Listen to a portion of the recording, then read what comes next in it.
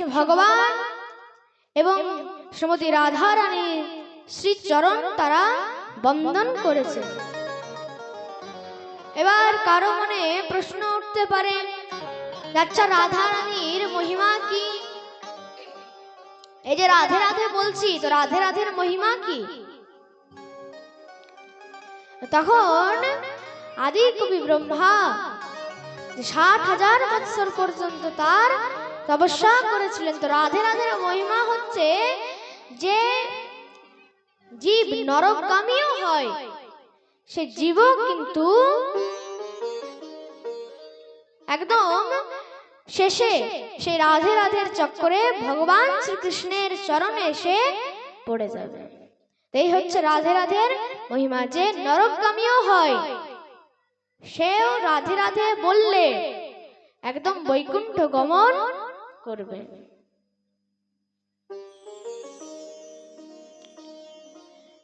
এবার প্রথম শ্লোকে ভগবান শ্রীকৃষ্ণ এবং শ্রীমতী রাধা রানীর শ্রীচরণ বন্দন করা হয়েছে। বলে রাধা রানী সরকার কি জয় হো। এবং দ্বিতীয় শ্লোকে শ্রী সুখদেব প্রভুর বন্দন করা হয়েছে। জং প্রভজন্ত মনোপেতম পেতকৃতং দৈপায়ন বিরহ কাতুর আজুহব পুত্রেতি তন্ময়া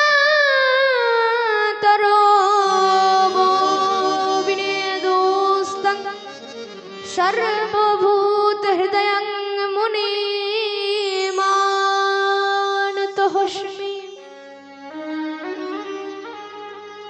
জং প্রভজন্ত মনোপেতম পেতকৃতং দৈপায়নো বিরহ কাতুর আজুহব। সেই সময়কার কথা, যখন ভগবান শ্রী সুখদেব প্রভু মাতৃগর্ভ থেকে জন্ম নিয়েই দৌড়তে লেগেছে। এবার এখানে প্রশ্ন উঠতে পারে যে কোন শিশু মাতৃগর্ভ থেকে জন্ম নিয়ে কিভাবে দৌড়তে পারে? সবাই তো চায় যে নিজের সন্তানকে একটু আদর করি, যত্ন করি, কিন্তু এখানে শ্রী সুখদেব প্রভু দৌড়চ্ছেন কেন? বলে জন্মের পরে শ্রী সুখদেব প্রভু একদম 16 বছরের নবযুবক হয়ে গিয়েছেন। তত্রা কদো 16 বর্ষে। এবং পিছনে পিছনে মহর্ষি বেদব্যাস হা পুত্র হা পুত্র হা পুত্র বলে দৌড়তে লাগছে। এবার পুত্রেতি তন্ময়া তয়ো তরবো বিনেদুস্তং, পুত্রের তন্ময়ে আতুর হয়ে মহর্ষি বেদব্যাস পেছনে পেছনে ডাকছেন। কিন্তু শ্রী সুখদেব প্রভু যখন একবারের জন্য পিছনে ফিরেও তাকাননি, তখন মহর্ষি বেদব্যাস সেই সুখদেব প্রভুর যে পক্ষ থেকে বৃক্ষগণ ছিল তারা উত্তর দিলেন। কি উত্তর দিয়েছেন? হে মহর্ষি বেদব্যাস, আপনি কাকে হা পুত্র হা পুত্র হা পুত্র বলে ডাকছেন? আপনি যাকে পুত্র পুত্র বলে ডাকছেন সে তো সর্বভূতে একমাত্র শুধু ব্রহ্ম দর্শন করেন। তার জন্য না কেউ পিতা না কেউ মাতা, তার জন্য সংসারের মধ্যে কোনো বন্ধন নেই, তার জন্য না কেউ বন্ধু না কেউ ভাই না কেউ আত্মীয় স্বজন, তার জন্য সংসারে সবকিছুই হচ্ছে একমাত্র সেই ব্রহ্মা। তিনি সর্বভূতে একমাত্র শুধু ব্রহ্ম দর্শন করেন। আর এখানে আমরা এমন ব্রহ্মাদৃষ্টা শ্রী সুখদেব প্রভুকে বন্দন করেছি যিনি পিতার ডাকার পরও একবারের জন্য পিছনে ফিরেও তাকান। বলিয়ে শ্রী সুখদেব ভগবান কি জয় হো। দ্বিতীয় শ্লোকে ভাগবতের সূত্রপাত হয়েছে। নৈমিষে সুতমাসি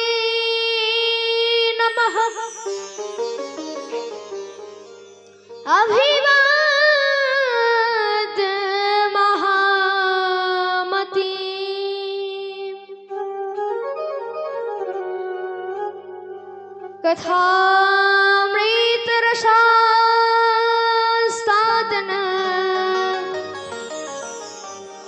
कुशल हो सौनकादय कह प्रभि नैमिषे सुतमासी नवः अभिवाद्य महामति। সেই সময়কার কথা, উত্তরপ্রদেশের গোমতী নদীর তটে খুব সুন্দর তীর্থ রয়েছে, যার নাম হচ্ছে নৈমিষারণ্য তীর্থ, মানে নৈমিষ তীর্থ। তো নৈমিষারণ্য তীর্থের মধ্যে সেখানে আদি কবি ব্রহ্মার দুই সন্তান মনু এবং শতরূপা, তারা সেখানে তপস্যা করেছে এবং সেই স্থলকে বিশ্বের সমস্ত পবিত্র তীর্থ থেকে আলাদা বলা হয়েছে। সব থেকে পবিত্রতম তীর্থ যেটি, সেটি হচ্ছে নৈমিষারণ্য তীর্থ। এবং সেই নৈমিষারণ্য তীর্থকে সত্য যুগের তীর্থ বলা হয়েছে। तीर्थ बरने नैमिष विख्यात। এবং সেই নৈমিষারণ্য তীর্থের মধ্যে ৮৮,০০০ ঋষি মুনিগণ সেখানে একত্রিত হয়েছে। কিসের জন্য? না, একমাত্র সৎসঙ্গের জন্য।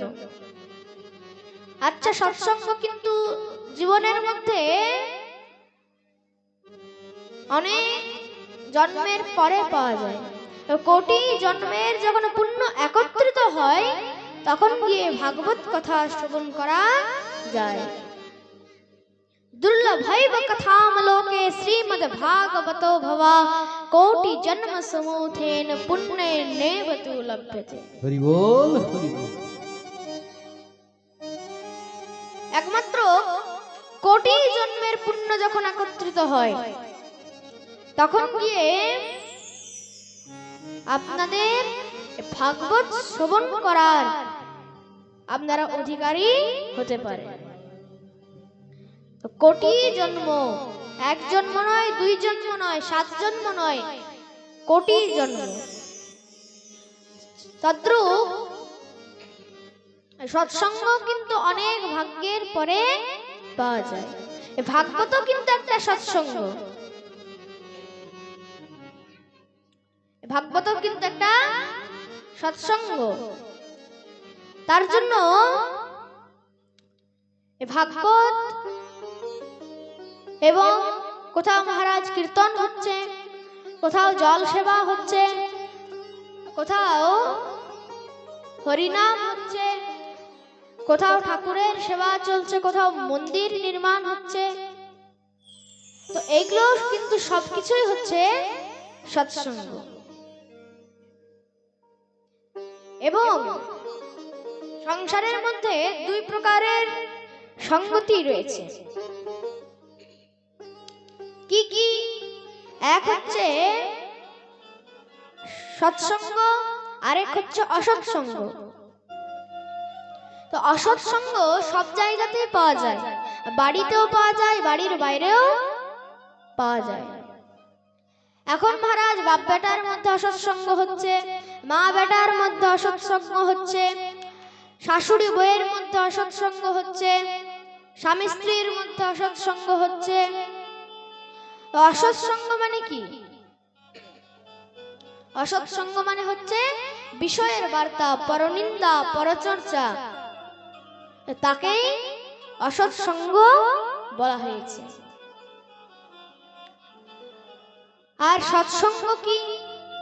সৎসঙ্গ হচ্ছে একমাত্র হরির নাম, হরির কথা, হরি ছাড়া সংসারের মধ্যে সৎসঙ্গ আর কিছু হতে পারে না। একমাত্র নারায়ণের কথা, একমাত্র সে ভগবানের কথা ছাড়া সংসারের মধ্যে আর কোনো সৎসঙ্গ নেই। বাকি সব হচ্ছে অসৎসঙ্গ। তো মহারাজ তার জন্য এখানে ৮৮,০০০ ঋষি মুনিগণ একত্রিত হয়েছেন। কিসের জন্য? সৎসঙ্গের জন্য। এবং এই সৎসঙ্গ শোনাবে কে? যতক্ষণ পর্যন্ত বক্তা হবে না ততক্ষণ পর্যন্ত শ্রোতাদেরকে শোনাবে কে? তার জন্য এখানে 88,000 ঋষি মুনিগণ বিচার করে শ্রী সুতজি মহারাজকে ব্যাসপীঠের মধ্যে বসিয়েছে। তো শ্রী সুতজি মহারাজকে, সুতজি মহারাজ হচ্ছে মহর্ষি বেদব্যাসের শিষ্য। যখন কুরুক্ষেত্রের যুদ্ধ শেষ হয়েছিল, যখন কুরুক্ষেত্রের যুদ্ধ চলছিল, তখন মহারাজ বলভদ্র দেব সেখানে তীর্থযাত্রায় বেরিয়েছিলেন। এবার ঘুরতে ঘুরতে তিনি দৈপায়ন হ্রদের মধ্যে এসেছিলেন। এবার দৈপায়ন হ্রদের মধ্যে সেখানে দেখছেন অনেক বড় একটা সৎসঙ্গ চলছে, সবাই মিলে সাধু সঙ্গ করছে। তো সেখানে আমাকেও যাওয়া উচিত। যখনই বলভদ্র দেব গিয়েছেন, ভগবান শ্রী বলরাম গিয়েছেন, তখন সেখানে দেখছেন যিনি পাঠ করছেন তিনি হচ্ছে একজন নিচ কুলবর্তী, মানে নিচ কুলের। তার জন্য কোন নিচ কুলের ব্যক্তি প্রভুর ভগবানের পাঠ করছে, এত সম্ভব নয়, হতে পারে না। সঙ্গে সঙ্গে তার ক্রোধ আসলো। বলরামের যখন ক্রোধ এসছে, মহারাজ হোল আকর্ষণ করে তার দিকে ছুঁড়েছে। যখনই ছুঁড়েছে তার তো মৃত্যু হয়ে গেছে। আর বাকি ঋষিমুনিগণ বলছেন আমরা তোমাকে অভিশাপ দেব। কেন না, আমরা তাকে সেই হিসাবে পরমায়ু দিয়েছিলাম যেন সে আমাদেরকে পুরো ভাগবত কথা শ্রবণ করাতে পারে, আর তাকে তুমি মেরে দিলে। যখনই অভিশাপের কথা শুনেছে, বলরাম বলছে না না প্রভু, ক্ষমা করে দেবেন, অভিশাপ দেবেন না। যখন এটা বলেছে, সে বলছে কিন্তু এবার কি হবে? বলছে আপনি এক কাজ করুন, আমি একটা নতুন দেহ প্রদান করছি এবং ওই আত্মাকেই আবার এই দেহের মধ্যে প্রবেশ করিয়ে দেব। তো দিব্য একটা নতুন দেহ প্রদান করলেন এবং যাকে তিনি মেরেছিলেন, মৃত্যু যার হলো, তার আত্মাই আবার এই দেহের মধ্যে প্রবেশ করে গেল। আর তার নাম কি হয়ে গেল? শ্রী সুতজি মহারাজ। তার আসল নাম হচ্ছে শ্রী রোমহর্ষণ সুত। আচ্ছা, রোমহর্ষণ কেন বলা হয়? তিনি যখন পাঠে বসতেন, পাঠের মধ্যে যখন বসতেন, পাঠ শ্রবণ করে প্রত্যেক শ্রোতাদের একটি করে রোম হর্ষিত হয়ে যেত, তার জন্য তার নাম হয়ে গেল রোমহর্ষণ। বলিয়ে রোমহর্ষণ শ্রী সুতজি মহারাজ কি। তার জন্য এখানে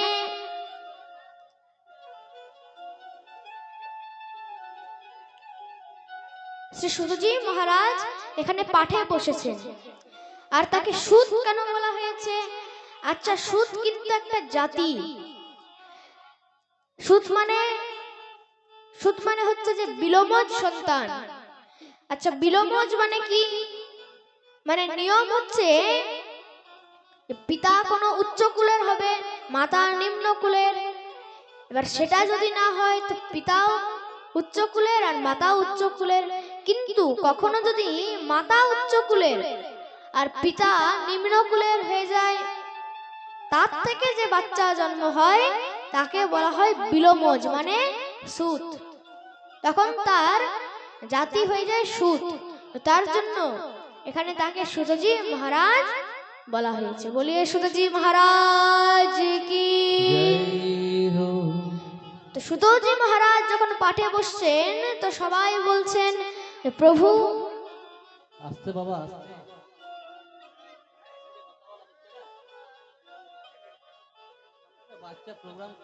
আপনারা এখানে বুঝতেই পারছেন আমি বাচ্চা। এবার আপনারা যদি একসাথে এত চিৎকার করেন, আমি যদি একটা চিৎকার করি একটুকু, তাহলে কার আওয়াজ বেশি হবে, আমার না আপনাদের? নিশ্চয় আপনাদের। তাহলে কতবার বললাম, পাঠে যদি মন না লাগে তাহলে এখানে বসার দরকার নেই। কিন্তু এখানে বাড়ির গল্প করার জন্য এখানে বসবে না, একদম ক্লিয়ার কাট কথা। তার জন্য সে সুতজি মহারাজ যখন পাঠে বসেছেন, সমস্ত ঋষি মুনিগণ সেখানে একত্রিত হয়ে তাকে বলছেন, হে প্রভু,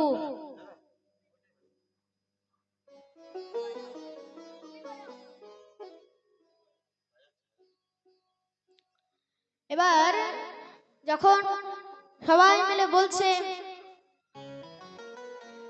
হে প্রভু, আপনার জ্ঞান তো কোটি সূর্যের সমান, জ্ঞান ধ্বন্ত কোটি সূর্য সমপ্রভ, সুতখ্যাহি কথা সারং মম কর্ণ রসায়ন। আপনার জ্ঞান তো কোটি সূর্যের সমান, তাহলে আপনি কৃপা করে সেই কথা শ্রবণ করার। কোন কথা? যেই কথা শ্রবণ করে জীবের অন্তরে ভক্তি, জ্ঞান, বৈরাগ্য মিশ্রিত হয়ে থাকে, যুক্ত হয়ে থাকে। যেই কথা শ্রবণ করে জীবের অন্তরে আসরিক বুদ্ধি থেকে জীব শুদ্ধ হতে পারে, আপনি সেই কথা শ্রবণ করা। সুতজি মহারাজ বলছেন, কিন্তু আমি তো এখন অনেক ছোট রয়েছি, আমি তো এখন অনেক ছোট, আমি তোমাদেরকে কিভাবে কথা শ্রবণ করাবো? তার জন্য যখন এটা বলেছে শৌনকজি মহারাজ, সে ৮৮,০০০ ঋষি মুনিগণের মধ্যে সব থেকে বেদ ব্যাধি ঋষি ছিল শৌনকজি মহারাজ। সেই শৌনকজি মহারাজ সেখানে যখন বলছেন, হে প্রভু, আপনি যদি নিজেকে ছোট মনে করেন তাহলে সংসারের মধ্যে বড় কে? সংসারের মধ্যে বড় কে? লৌকিক জগতে কাকে বড় বলা হয়? বলছে যার পয়সা বেশি রয়েছে, যার টাকার বেশি রয়েছে। আবার কেউ বলছে না না, যার বয়স বেশি সেই বড়। ধন বৃদ্ধা বল বৃদ্ধা আয়ুর বৃদ্ধাস্ততৈ বচো তে সর্বে জ্ঞান বৃদ্ধস্য কিঙ্করা শিষ্য কিঙ্করা। আবার কেউ বলছে যার বল বেশি রয়েছে, যার পাওয়ার বেশি রয়েছে সে হচ্ছে বড়। তার জন্য এখানে এটাই লৌকিক জগৎকে বলেছে। আবার শাস্ত্র কি বলছে? শাস্ত্র বলছে তে সর্বে জ্ঞান বৃদ্ধস্য, মানে যার বেশি জ্ঞান রয়েছে সেই সব থেকে বড়। জ্ঞানীর সামনে না অর্থবান, মানে না পয়সাওয়ালা লোক টিকবে, আবার জ্ঞানীর সামনে সেখানে বয়স্কবান মানে বৃদ্ধকেও নত হতে হবে, আর সেখানে বলবান তাকেও নত হতে হবে।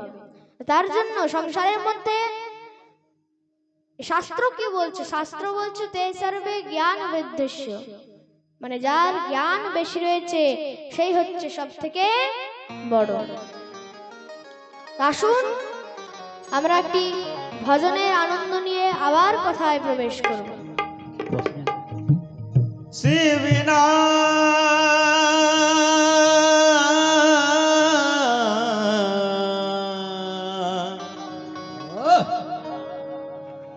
शिविना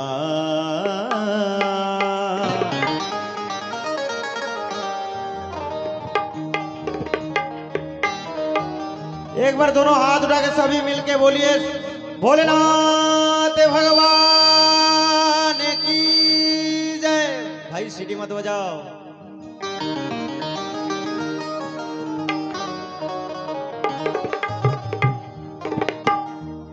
शिविना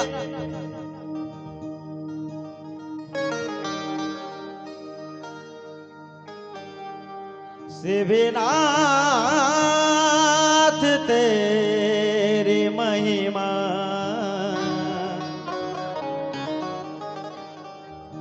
जब तीन लोग गाए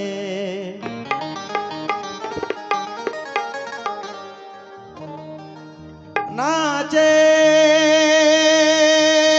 धारा गगन तो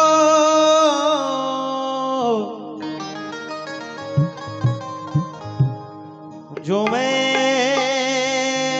दसो दिखाए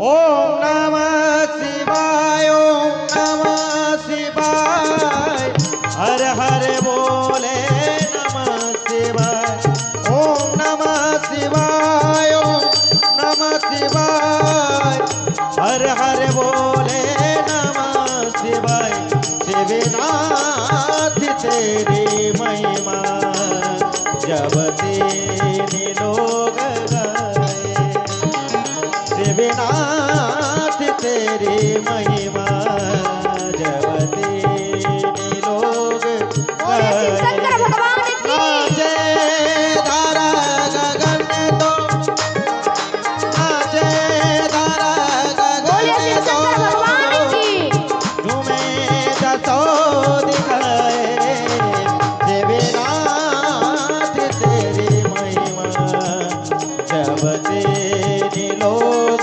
गाए সবাই যেন হাত উপরে করে তালির সেবা করতে হবে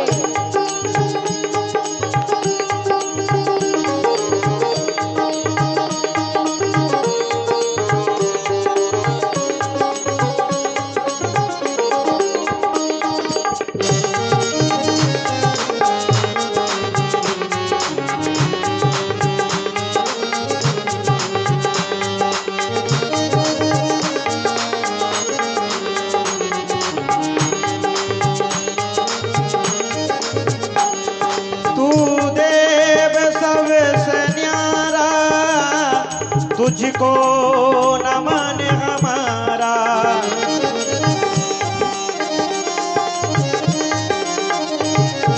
तू देव सबसे न्यारा तुझको नमन हरि हमारा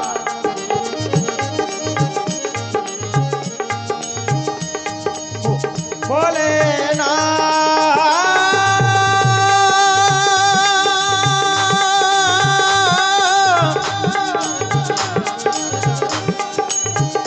बोले ना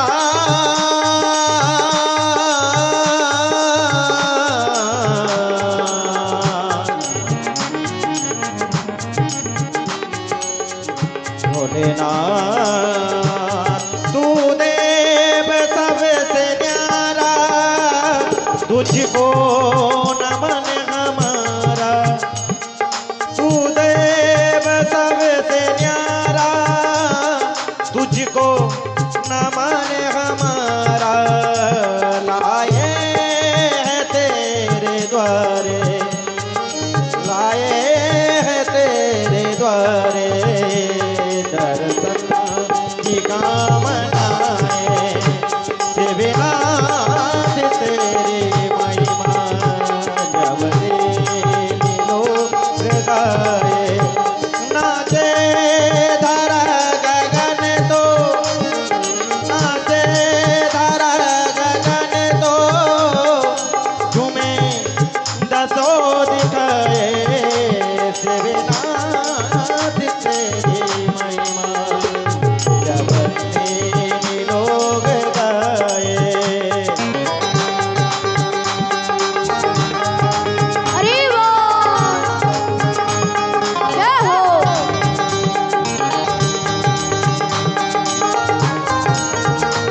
राधा रानी सरकार की राधा रानी सरकार की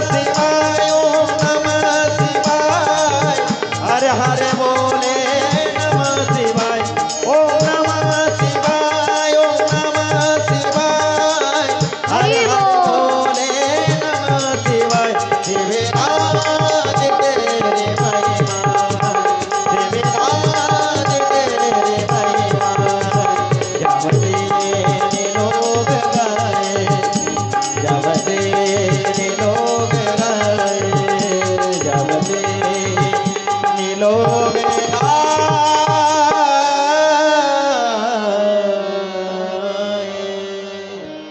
बोले शंकर भगवान की जय जय जय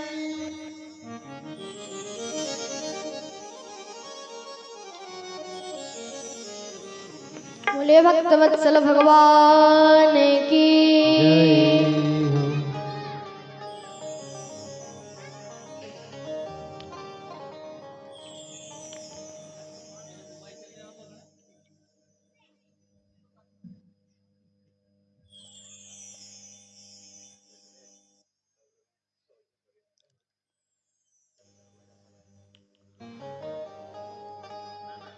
এবার দিব্য ভাগবতের মাহাত্ম্য কথা শ্রবণ করালেন সেই সুদজি মহারাজ।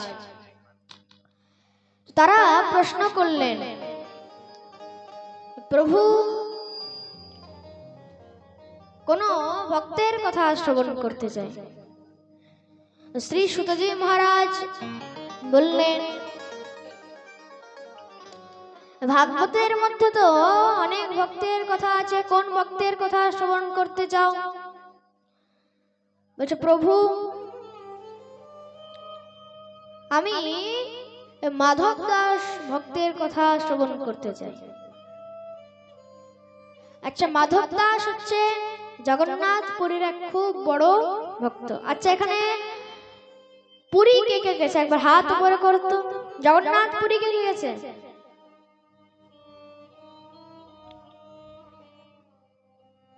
আচ্ছা,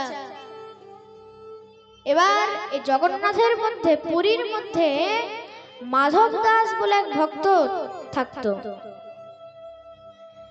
সেই মাধব দাস অনেক জ্ঞানী গুণী ছিল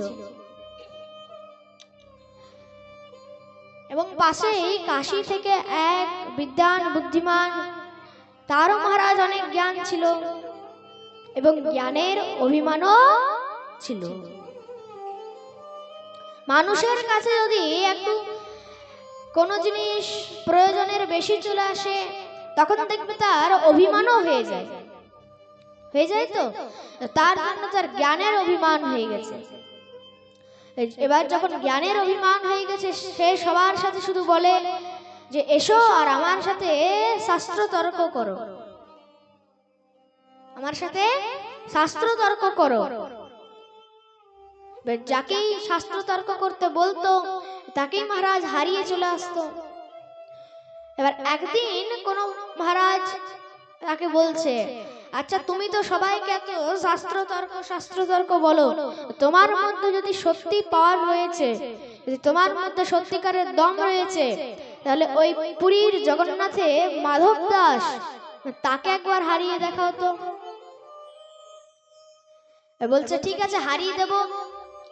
বলছে না, যদি হারাতে পারো তাহলে একটা পত্রের মধ্যে লিখিয়ে আনবে যে আমি কাশীর বিদ্বান বুদ্ধিমান,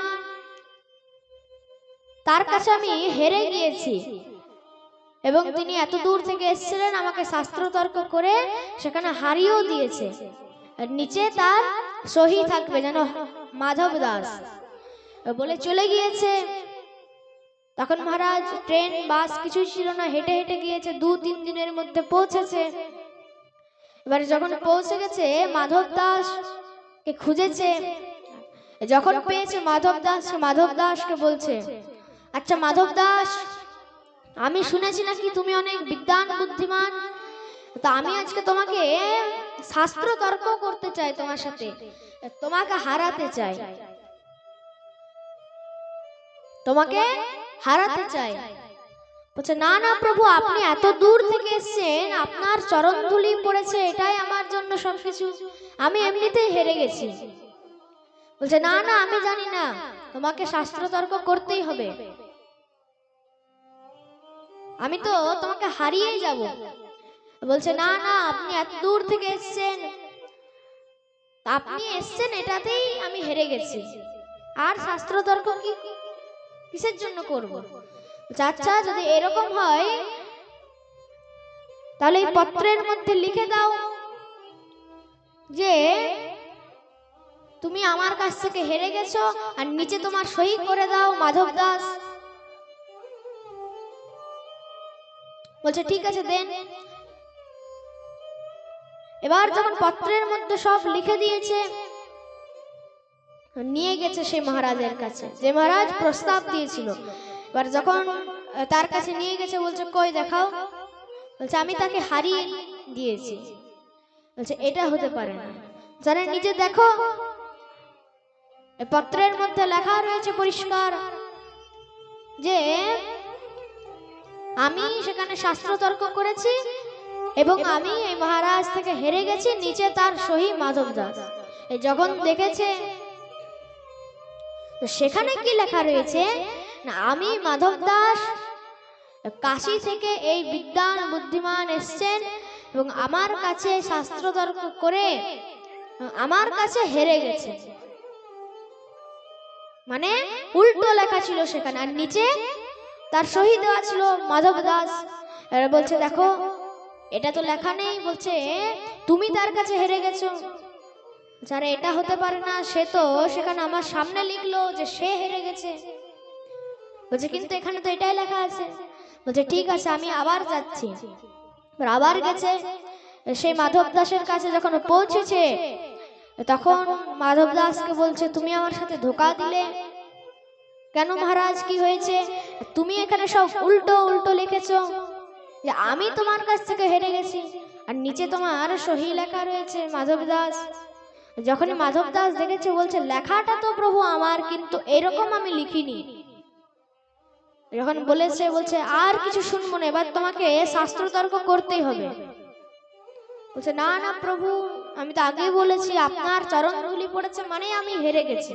বলছে না মানবো না, তোমাকে শাস্ত্র তর্ক করবো, তোমাকে হারাবো এবং তোমার মুখের মধ্যে কালি লাগিয়ে দেবো, গাধার পিঠে চেপে জুতোর মালা পরে পুরো কাশী পুরো জগন্নাথের মধ্যে তোমাকে বলতে হবে যে আমি মাধব দাস কাশীর বিদ্বান বুদ্ধিমান থেকে আমি হেরে গেছি।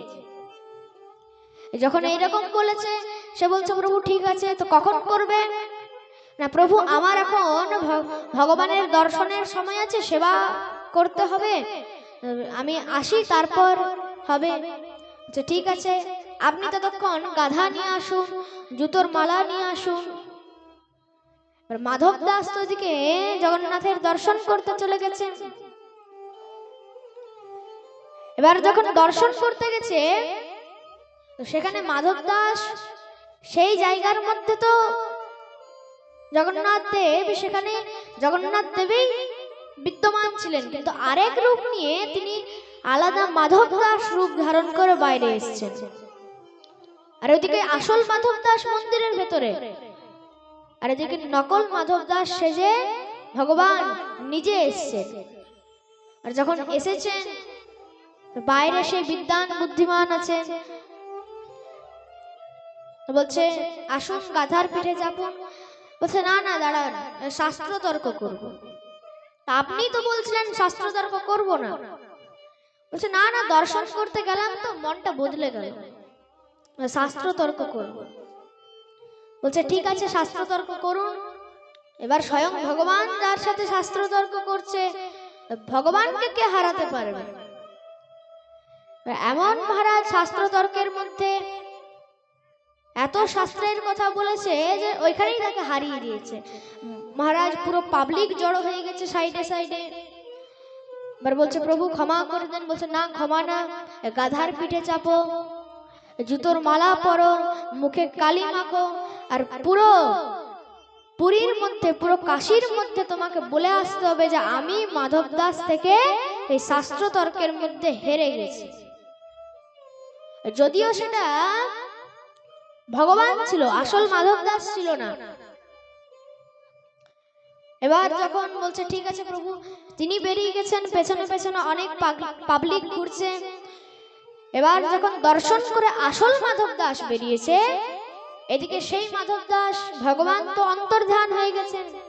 তা আসল মাধব দাস বেরিয়ে দেখছে কই সেই মহারাজ গাধা নিয়ে আসবে, গাধায় চাপবো, মহারাজ জুতোর মালা পরাবে, কই সে মহারাজ? দেখতে তো পাচ্ছি না তাকে। তখন দূর থেকে দেখছে সেই মহারাজ নিজে গাধার পিঠে চেপে, নিজে মুখে কালি মেখে, জুতোর মালা পরে সেখানে ঘুরতে ঘুরতে আসছে আর বলছে যে আমি মাধব দাস থেকে হেরে গেছি, আমি মাধব দাস থেকে হেরে গেছি। এবার যখন মাধব দাস তার কাছে গিয়েছে, প্রভু এ কি করছেন? গাধার পিঠে তো আমার চাপার কথা ছিল। বলছে তুমি তো ভাই আমার থেকে দূরেই থাকো, এখনই তুমি আমাকে শাস্ত্র তর্ক করে হারালে, তুমি তো নিজেই তো বললে গাধার পিঠে চাপতে। বলছে প্রভু আমি তো দর্শন করতে গিয়েছিলাম, আমি তো এখনই এলাম। যারা মিথ্যা কথা বলো না, তুমি তো আমার সাথে শাস্ত্র তর্ক করলে। যখন মাধব দাস ভাবছে আজকে কিছু গন্ডগোল আছে, যখনই মন্দিরের দিকে তাকিয়েছেন, মন্দিরের দিকে তাকিয়ে সেখানে দেখছেন স্বয়ং জগন্নাথ দেব সেখানে বিদ্যমান হয়ে রয়েছে। বলছে প্রভু এমন কেন করলেন? বলছে আচ্ছা তোমার যখন অপমান হতো,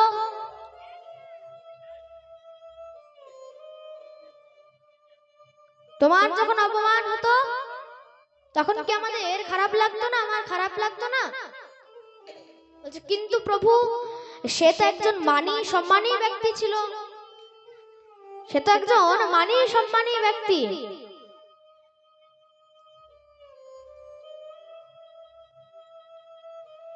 তো প্রভু তার যদি অপমান হয়ে গেল তাহলে তার কত বড় সেটা মনে লাগবে, তার তো দুঃখ হবে। বলছে আচ্ছা তোমার যে অপমান হতো, বলছে প্রভু আমার তাতে কিছু যায় আসে না যে আমার অপমান হচ্ছে কিনা।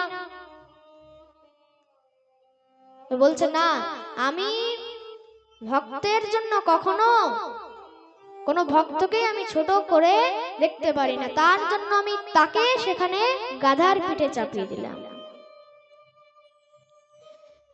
দেখুন তার জন্য ভগবান নিজের ভক্তের সঙ্গে সব সময় থাকেন, ভগবান নিজের ভক্তকে কখনো ছাড়েন না, তিনি সবসময় নিজের ভক্তের দিকে হন।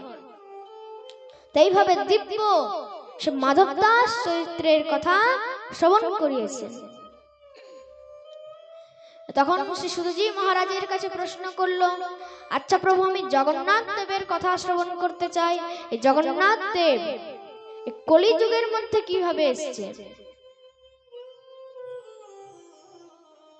এই বাচ্চাটাকে এখান থেকে নিয়ে যাও তো, একদম পেছনে পাঠাও। কখন থেকে দেখছি সামনের বাচ্চাগুলো এত চিৎকার করছে? না হয় আজকে ভাগবত কথা হবে, নাহলে এদের কথা হবে।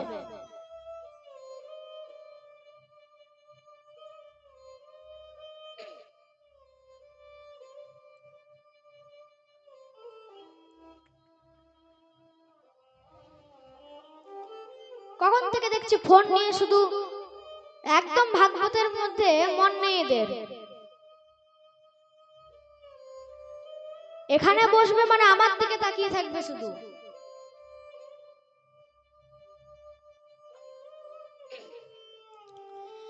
প্রভু আমি জগন্নাথ দেবের কথা শ্রবণ করতে চাই। জগন্নাথ দেবের কথা শ্রবণ করাচ্ছেন। আসলে একসময় এই জগন্নাথ দেব ছিল না, সেখানে ব্রহ্মাদ্রি পর্বতের মধ্যে দেখবেন যখন পুরীর মধ্যে যাবেন তো সেখান থেকে জগন্নাথ দেব থেকে প্রায় মিনিমাম 100 থেকে 150 কিলোমিটার দূরে হচ্ছে ব্রহ্মাদ্রি পর্বত।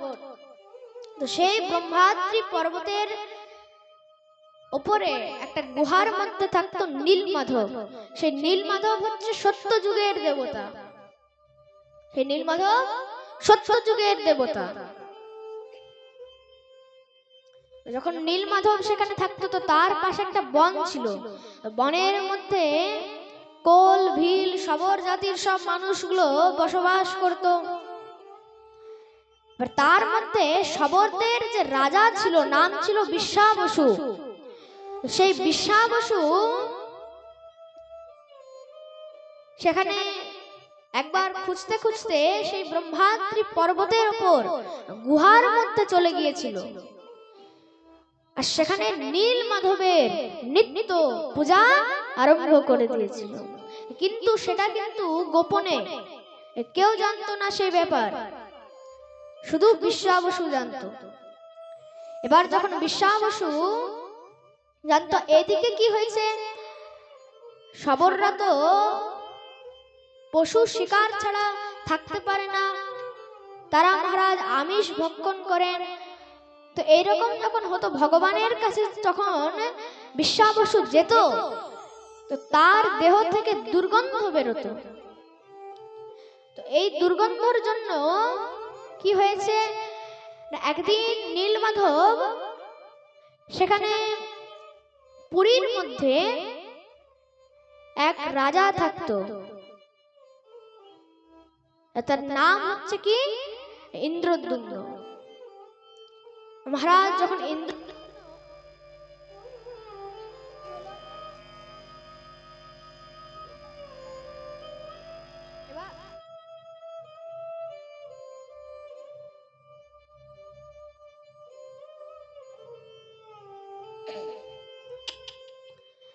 এবার যখন ইন্দ্রদ্যুম্ন রাজা সেখানে থাকতো, তার একটা মন্দির ছিল বড় মতো, তার স্ত্রীর নাম ছিল গুন্ডিচা।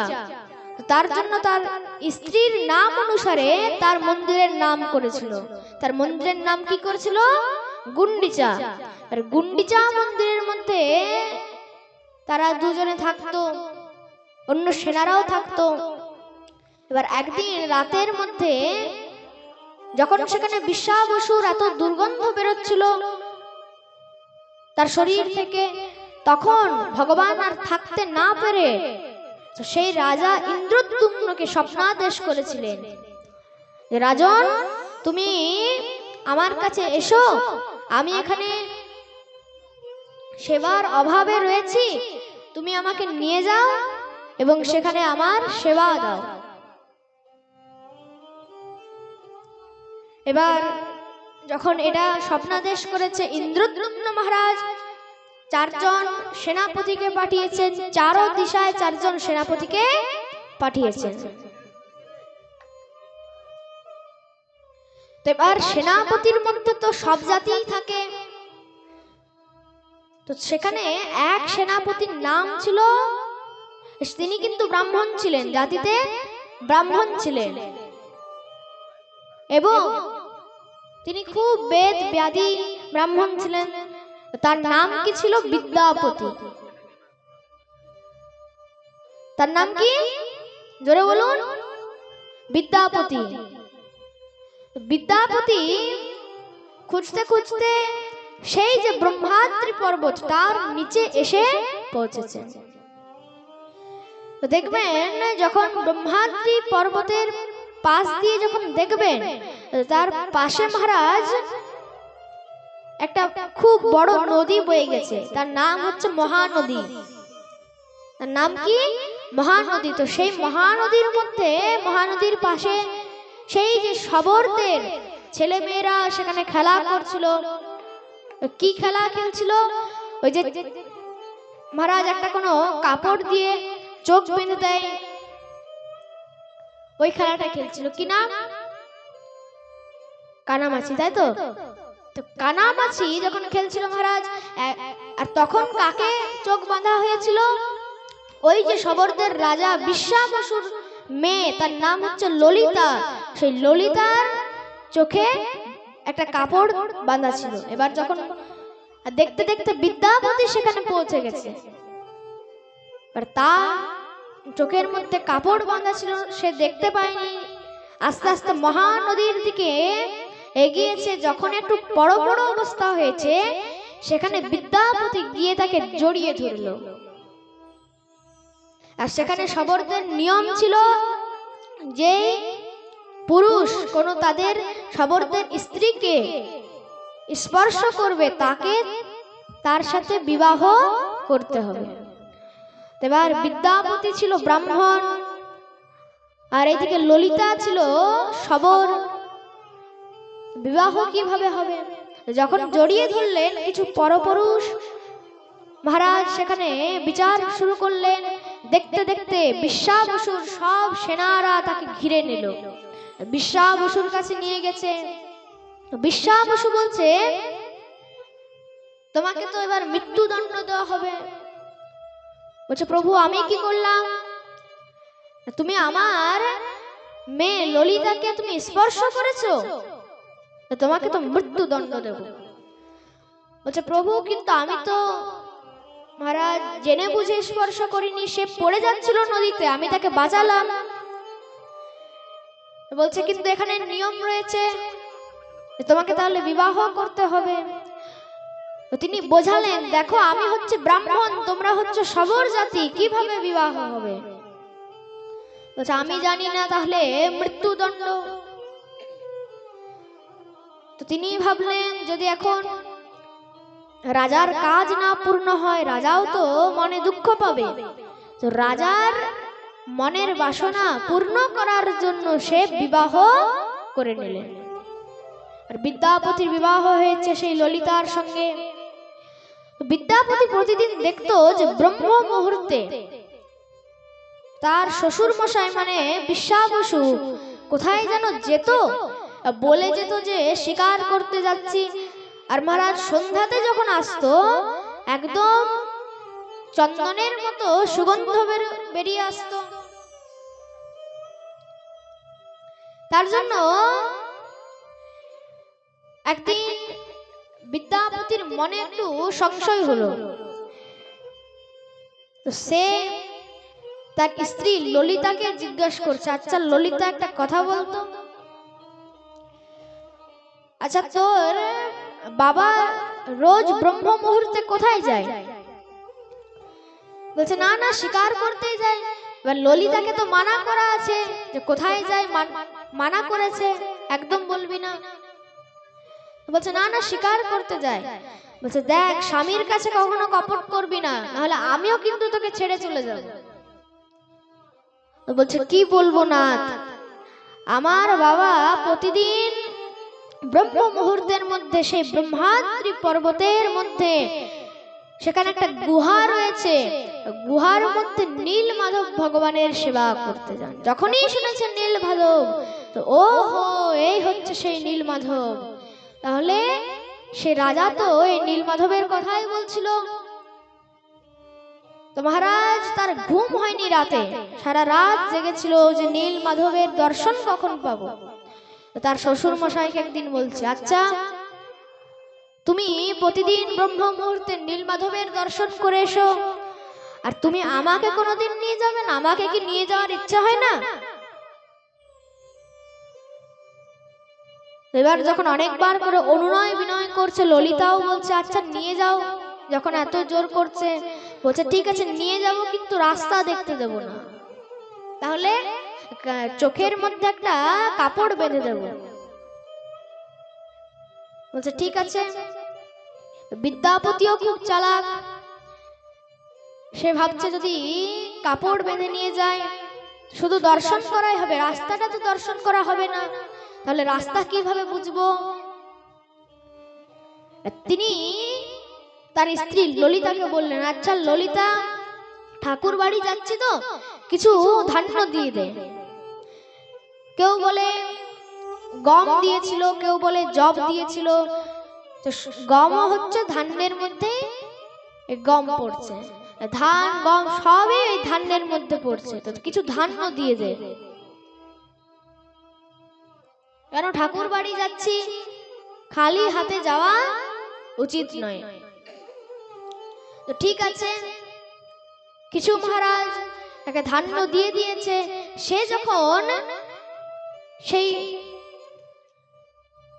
সেখানে গুহার মধ্যে পৌঁছেছে, তার চোখ খুলে দিয়েছে। নীলমাধবের যখনই দর্শন পেয়েছেন, যতটা সে শুনেছিল তার থেকে আরো দ্বিগুণ বেশি ভালো তার দর্শন পেয়ে তার মন একদম খুশিতে ভরে গেল। দেখতে দেখতে তাকে নিয়েও গেছে চোখ বন্ধ করে। আর কিছু যে ধান্য নিয়েছিল সেগুলো কি করেছে, পুরো রাস্তা একটা একটা একটা করে ফেলে ফেলে এসছে। একদিন পূর্ণিমার রাতে সে ভাবছে, আমার শ্বশুর মশাই তো ব্রহ্ম মুহূর্তে যায়, আমি রাতে যাব কেন, তাহলে নীলমাধবকে নিয়ে যেতে পারবো। তো রাতের মধ্যে, সেটা পূর্ণিমার রাত ছিল, তো একটু আলো দিচ্ছিল, তো সে রাস্তা পরিষ্কার বুঝে গেছে। কি হবে না মহারাজ, তোমাকে ওই যে ধান্য ফেলে গিয়েছিল, তো সেগুলো আস্তে আস্তে বড় হয়ে গেছে, গাছ হয়ে গেছে। পূর্ণিমার রাতে সেখানে খুব ভালো করে বুঝতে পারছে রাস্তা যেগুলোতে গাছ হয়ে গেছিল সেগুলোতেই মহারাজ আমাকে যেতে হবে।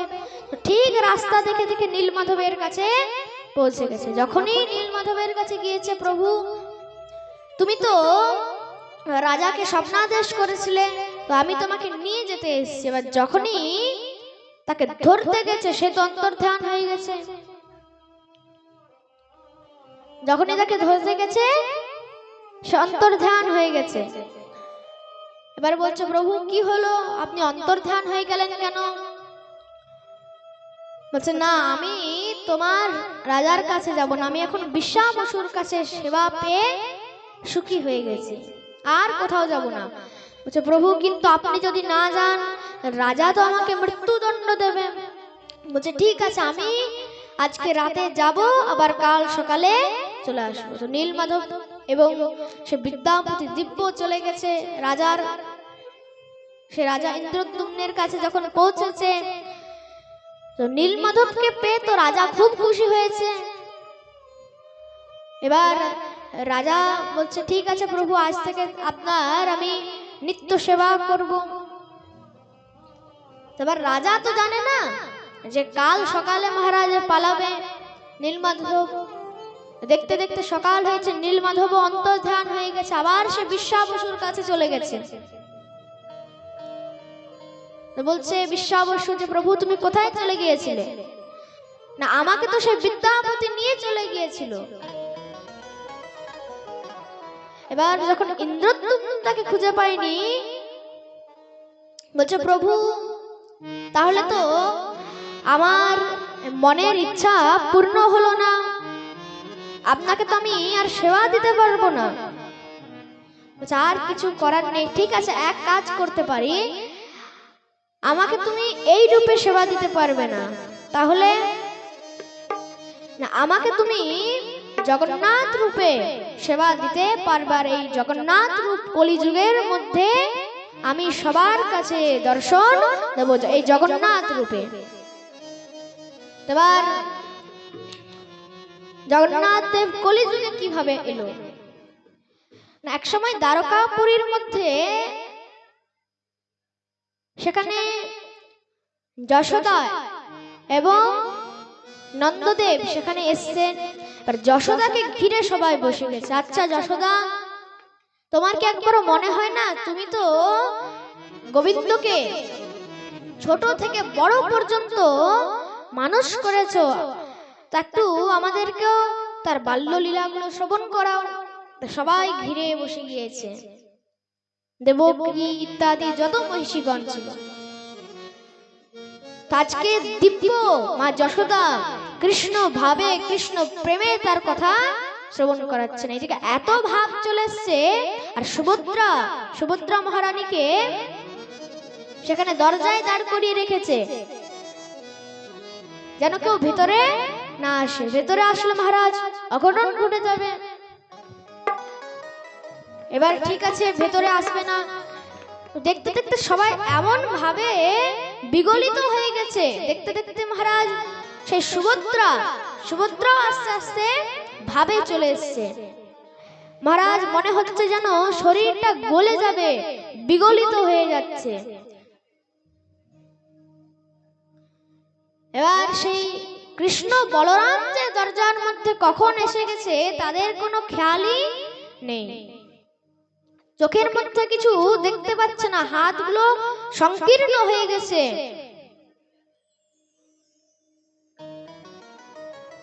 এবার যখন কৃষ্ণ বলরাম চলে এসছে, তারাও আজকে নিজের কথা, নিজের প্রেমে নিজের কথা শ্রবণ করছে। দেখতে দেখতে কৃষ্ণ বলরাম আর সুভদ্রা তিনজনেই এমন ভাবের আবেশে বিগলিত হতে শুরু করলো, মানে চোখে আর কিছু দেখা যাচ্ছে না, চোখগুলো বড় বড় হয়ে যাচ্ছে, হাতগুলো সংকীর্ণ হয়ে গেছে। তো যখনই সেই দিক থেকে দেবর্ষি নারদ পেরোচ্ছে, তো সে প্রভুর এই রূপ দর্শন করে জোরে ধ্বনি দিয়ে উঠলেন, নারায়ণ নারায়ণ নারায়ণ। যখন ধ্বনি দিয়েছেন সবাই একদম আশ্চর্যচকিত হয়ে গেছেন। কি হয়েছে প্রভু? প্রভু আপনার এইরকম রূপ তো আমি আগে কখনো দেখিনি। বলছে, চিন্তা করো না দেবর্ষি, কলিযুগের মধ্যে আমি এই জগন্নাথ রূপে সবাইকে দর্শন দেব।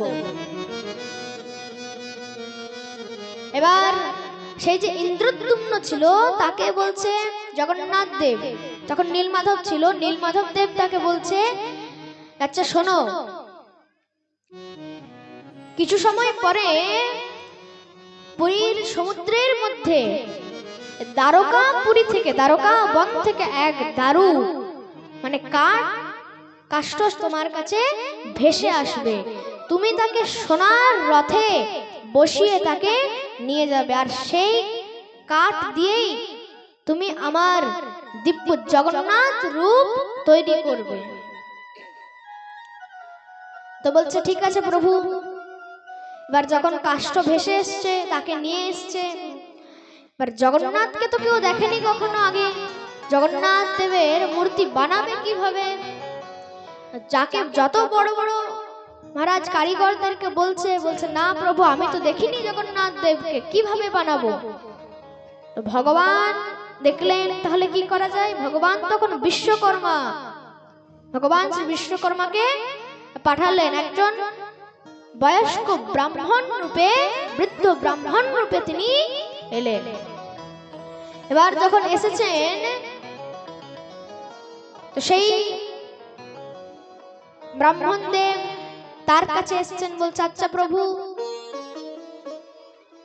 আমি বানাবো জগন্নাথ দেবের মূর্তি। তুমি কিভাবে বানাবে? না আমি আমার বাপ ঠাকুরদাদের কাছে শুনেছি যে জগন্নাথ কেমন হয়, তো সেই হিসাবে আমি বানিয়ে নেব। আচ্ছা ঠিক আছে বানাও, কিন্তু আমার একটা শর্ত রয়েছে। কি শর্ত? না আমি একটা অন্য ঘরে জগন্নাথ দেবের মূর্তি বানাবো, আর 21 দিন পর্যন্ত তুমি এই দরজা বন্ধ রাখতে হবে, তোমাকে খোলা যাবে না, যেদিন খুলবে সেই দিন বন্ধ হয়ে যাবে। বলছে প্রভু ঠিক আছে। বানাতে আরম্ভ করেছে, দেখতে দেখতে 6 দিন হয়েছে, 8 দিন হয়েছে, 10 দিন হয়ে গেছে। তো মহারাজ এবার কাঠের যখন কাজ করে তো কিছু তো একটা আওয়াজ হয়, টুকটাক ঠিকঠাক। 10 দিন পর্যন্ত আওয়াজ হয়েছে, 11 দিন থেকে আর আওয়াজ বন্ধ হয়ে গেছে। আর বয়স্ক ব্রাহ্মণ ছিল, আর তার যে ওই ইন্দ্রদ্যুম্নের যে স্ত্রী রানীর মহারাজ আস্তে আস্তে চিন্তা হয়ে গেছে। বলছে প্রভু আমার মনে চিন্তা লাগছে, একে তো ব্রাহ্মণ, এত বয়স্ক, এতদিন ধরে কিছু খায়নি, যদি মরে পড়ে যায় তাহলে তো ব্রহ্ম হত্যার দোষ লেগে যাবে। তাহলে কিন্তু প্রভু তিনি তো আবার এটাও বলেছেন যে 21 দিন পর্যন্ত খোলা যাবে না দরজা। বলছে আচ্ছা প্রভু তাহলে আবার কিছুদিন থাকা হলো, 3 দিন হয়েছে, 4 দিন হয়েছে, 14 দিনের বেলায় এবার তার স্ত্রী বা রানী রাজাকে বলছে প্রভু আমার খুব চিন্তা লাগছে। তো বলছে ঠিক আছে দরজা খুলবো না, তাকে একবার তাকে ডাকি, তো যখন ডাকছেন, দুইজনে মিলে ডাকছেন, ও ব্রাহ্মণ দেব, ও বিপ্রদেব। মহারাজ আর কোনো সাড়া শব্দ নেই। যখন সাড়া শব্দ নেই তখন তো আরো মনে বিপি হাই হয়ে গেছে তখন তাদের। সঙ্গে সঙ্গে সেই দরজাকে ঠেলে খুলে দিয়েছে। 14 দিনের বেলায় যখন খুলে দিয়েছে বিশ্বকর্মা ভগবান, তিনি তো ভগবান ছিলেন, ঠাকুর ছিলেন, মহারাজ সঙ্গে সঙ্গে অন্তর ধ্যান হয়ে গেলেন। আর তার বিগ্রহ কিভাবে হলো? তো বিগ্রহটা দেখতে কেমন ছিল না, চোখগুলো বড় বড় ছিল, আর হাত পা গুলো সম্পূর্ণ তৈরি হয়নি, হাতগুলো একদম সংকীর্ণ, মানে পুরোটা তৈরি হয়নি। আর পা কেমন হয়েছে, একদম কোমর পর্যন্ত হয়েছে, তার বেশি হয়নি। 3টে বিগ্রহরই এমনি ছিল। বলছে, প্রভু এবার কি করব? আপনার বিগ্রহ তো সম্পূর্ণ প্রতিষ্ঠা হলো না। তুমি চিন্তা করো না, কলিযুগের মধ্যে আমি এই রূপেই সমস্ত ভক্তদেরকে দর্শন দেব। তো এইভাবে দিব্য জগন্নাথ দেব কলিযুগের মধ্যে এসেছেন। বলিয়ে জগন্নাথ ভগবান কি জয়।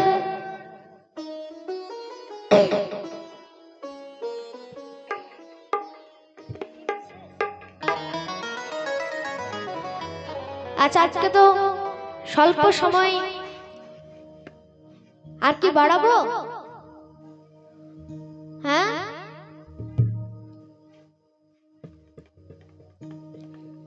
বাড়াবো না বিশ্রাম করে দেবো? আবার যদি কখনো রাধারানীর কৃপা হয় তাহলে আবার আমরা একদিনের নয় 7 দিনের পাঠ শ্রবণ করব। আর এই জায়গার মধ্যে নয়, গ্রামের যদি কোনো বড় মাঠ থাকে সেখানে আমরা শ্রবণ করব। এখানে দেখুন ভক্তদের কত অসুবিধা হচ্ছে বসতে, তার জন্য আজকে এত স্বল্প সময়ে পুরো ভাগবতকে বিস্তার করা সম্ভব নয়। আজকের পাঠের এখানেই দিব্য বিশ্রাম করছি।